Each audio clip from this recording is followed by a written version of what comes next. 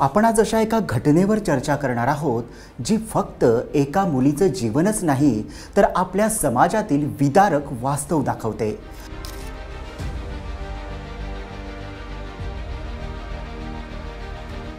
फक्त हुंड्यासाठी, फक्त पैशांच्या हव्यासासाठी एका मुलीच्या स्वप्नांना जाळलं गेलं।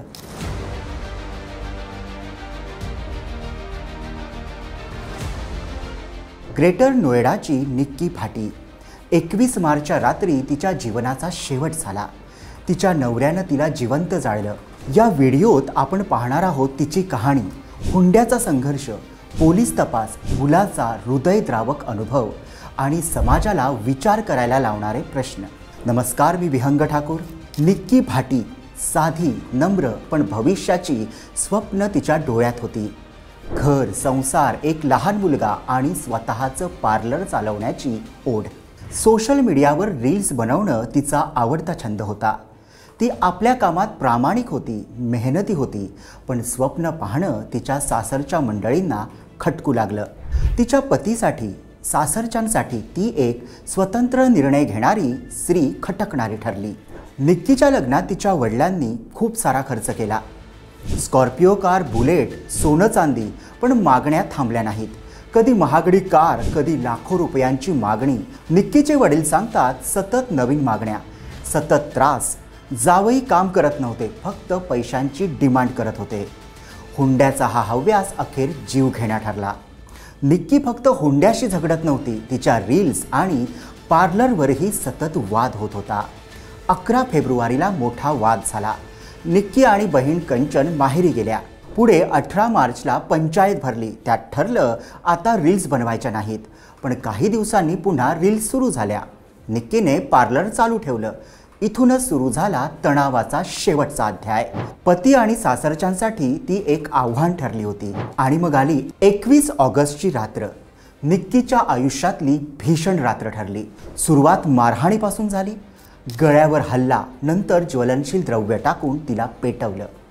कंचन म्हणते, मी माझ्या डोळ्यांनी बहिणीला जिवंत जळताना पाहिलं। शेजाऱ्यांनी धावत रुग्णालयात नेलं, फोर्टिस नंतर सफदरजंग हॉस्पिटल। पण रस्त्यातच तिच्या हृदयाची धडधड थांबली।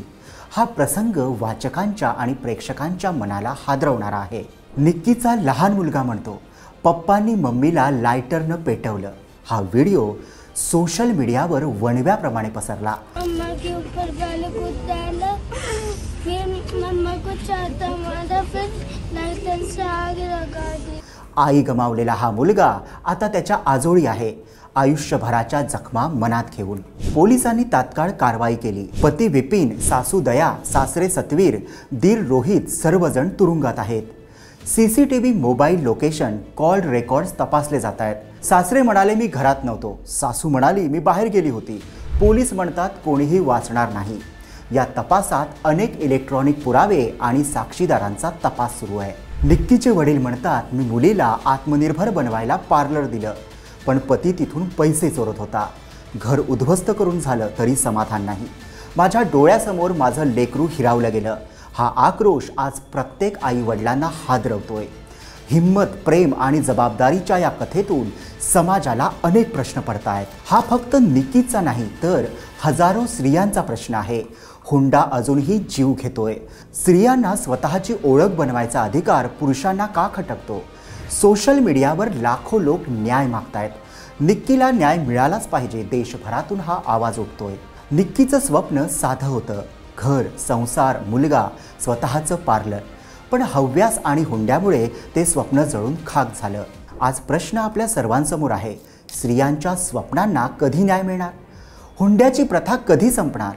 निक्की भाटीला न्याय मिळेपर्यंत ही लढाई थांबणार नाही। तर निक्की मर्डर केस सारख्या घटना पुन्हा घडू नयेत म्हणून समाजात बदल हवा। म्हणूनच अशा माहितीपूर्ण चर्चेसाठी आमच्या सोबत राहा आणि या व्हिडिओला शेअर करा आणि आमच्या चॅनलला सबस्क्राइब करा।